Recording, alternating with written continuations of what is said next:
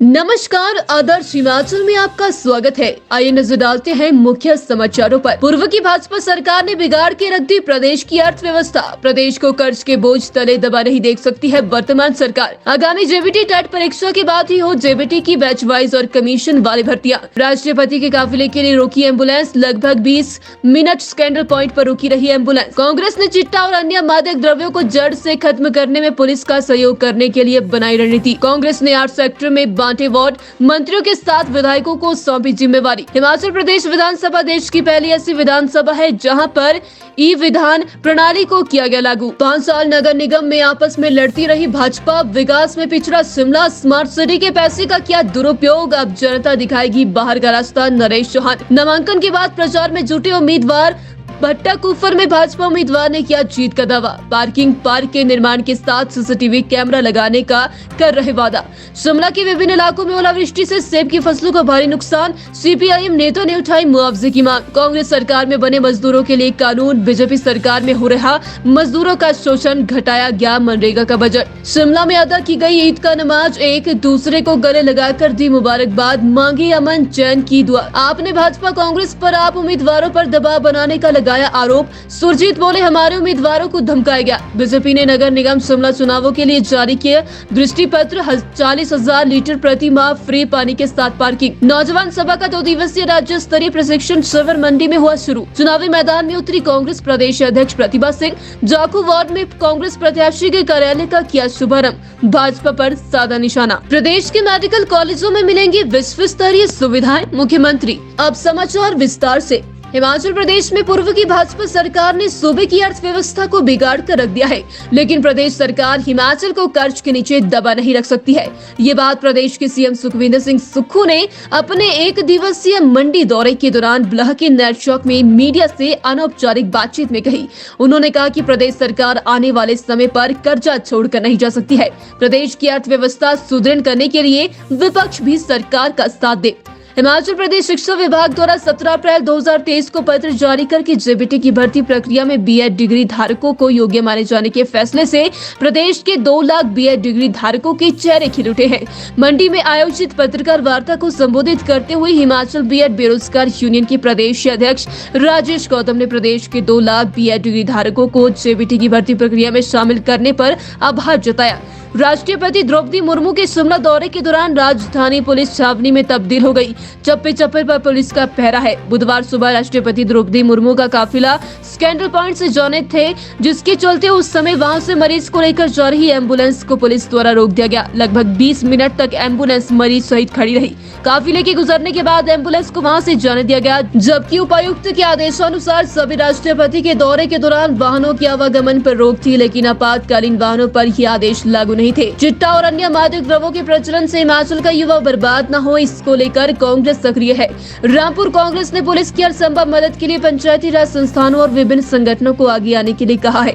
कांग्रेस का एक प्रतिनिधि मंडल जिला कांग्रेस अध्यक्ष अतुल शर्मा की अगुवाई में डीएसपी रामपुर शिवानी महिला आईपीएस से भी मिला। उन्होंने बताया कि कांग्रेस का हर विंग और पार्टी से जुड़े पंचायत प्रतिनिधि भी मादक द्रव्यों को रोकने के लिए पुलिस की हर संभव मदद के लिए तैयार है।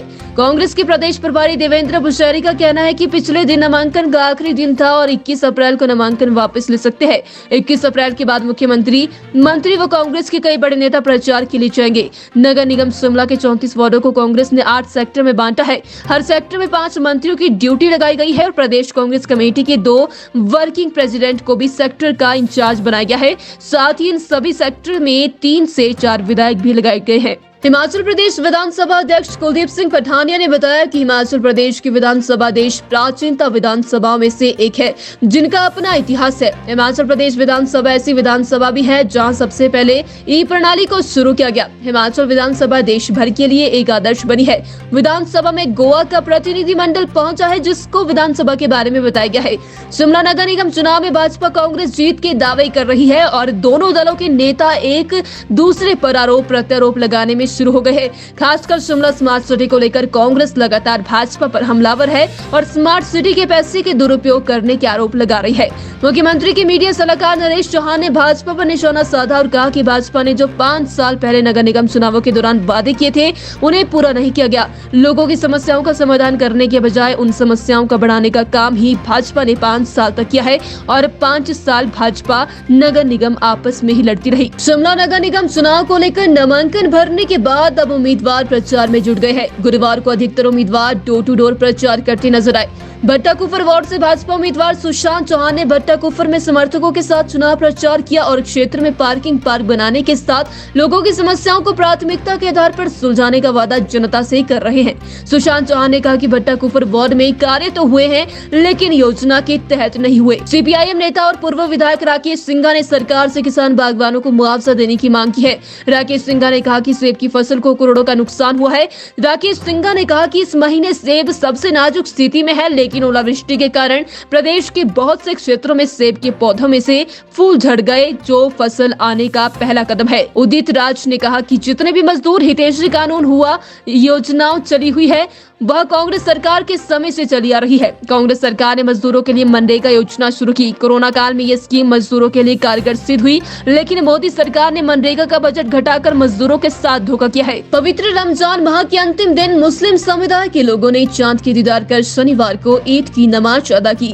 देश व प्रदेश भर के साथ शिमला में भी ईदगाह मैदान व जामा मस्जिद सहित अन्य मस्जिदों में नमाज अदा की गई। शिमला के ईदगाह मैदान में सुबह 9:30 पर मुस्लिम समुदाय के लोगों द्वारा ईद की नमाज अदा की गई। मुस्लिम समुदाय के लोगों द्वारा 29 दिन के रोजे के बाद शनिवार को ईद की नमाज अदा की गई। आम आदमी पार्टी के प्रदेश अध्यक्ष सुरजीत सिंह ने कहा कि हिमाचल प्रदेश में भाजपा और कांग्रेस दोनों बौखलाई हुई है। सुरजीत सिंह ने कहा कि भाजपा और कांग्रेस नहीं चाहती कि प्रदेश में कोई तीसरा दल दाखिल हो पाए। उन्होंने कहा कि प्रदेश में और खास तौर पर शिमला में एक बार मैं एक बार तू वाला खेल चल रहा है।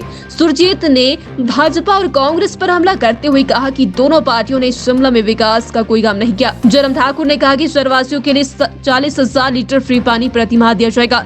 एक निगम एक टैक्स प्रणाली लागू किया जाएगा। हर मोहल्ले में पार्किंग, कूड़े के बिल में 50% कटौती की जाएगी। गरीब ढारा मालिकों को 2 बिस्वा तक जमीन में बने ढारों का अधिकार दिया जाएगा। हर वार्ड में ओपन जिम के साथ ही नगर निगम क्षेत्र में CCTV लगाए जाएंगे। बंदरों व आवारा कुत्तों से बचाव के लिए टास्क फोर्स बनाई जाएगी। शिमला नगर निगम के प्रत्येक गांव तक एम्बुलेंस रोड बनाएंगे। भारत की जनवादी नौजवान सभा के राज्य अध्यक्ष सुरेश सरवाल ने कहा कि प्रदेश में लगातार बेरोजगार युवाओं की संख्या बढ़ती जा रही है। बेरोजगारी ने तो कई वर्षों का रिकॉर्ड तोड़ दिया, जिसके कारण आज युवा हताश है और इस हताशा के कारण या तो वह नशे की तरफ जा रहा है या फिर आत्महत्या को अंजाम दे रहे हैं। आज युवाओं को संगठित कर उनके मुद्दों को लेकर लड़ने की जरूरत है, जिससे युवाओं की हताशा को रोका जा सकता है। प्रतिभा सिंह ने इस दौरान जहां नगर निगम चुनाव में जीत का दावा किया, वहीं भाजपा पर भी निशाना साधा। उन्होंने कहा कि इस बार नगर निगम चुनाव में कांग्रेस जीत का परचम लहराएगी। उन्होंने कहा कि कांग्रेस ने जो विधानसभा चुनाव में गारंटियां दी है वो 5 साल में पूरी होगी। अभी तो सरकार बने 4 महीने ही हुए हैं। अभी OPS लागू किया गया है और साथ ही महिलाओं के लिए जो आर्थिक गारंटी दी गई है वह भी शीघ्र ही जारी की जाएगी और उसी तरह से बाकी जो गारंटी है वह भी 5 सालों के अंदर पूरी कर दी जाएगी। मुख्यमंत्री ठाकुर सुखविंदर सिंह सुक्खू ने आज मंडी जिला के श्री लाल बहादुर शास्त्री राजकीय मेडिकल कॉलेज नरचौक के प्रथम दीक्षांत समारोह की अध्यक्षता की और MBBS डॉक्टरों के पहले बैच को इंटर्नशिप प्रमाण पत्र प्रदान किए। उन्होंने छात्रों की मांग पर खेल मैदान और अतिरिक्त छात्रावास के निर्माण के लिए भूमि चिन्हित करने के निर्देश प्रशासन को दिए। उन्होंने अपने संबोधन में कहा कि चिकित्सा विज्ञान में तेजी से तकनीकी प्रगति के साथ तालमेल रखने के लिए डॉक्टरों की आवश्यकता पर बल दिया।